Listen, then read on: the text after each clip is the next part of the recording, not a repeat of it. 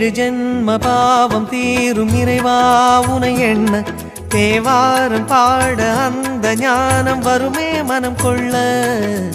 ஆதியான சிவனே சிவஜோதியான சிவனே, ஆதியான சிவனே சிவஜோதியான சிவனே. ஏழு ஜென்ம பாவம் தீரும் இறைவா உனை எண்ண தேவாரம் பாட அந்த ஞானம் வருமே மனம் கொள்ள.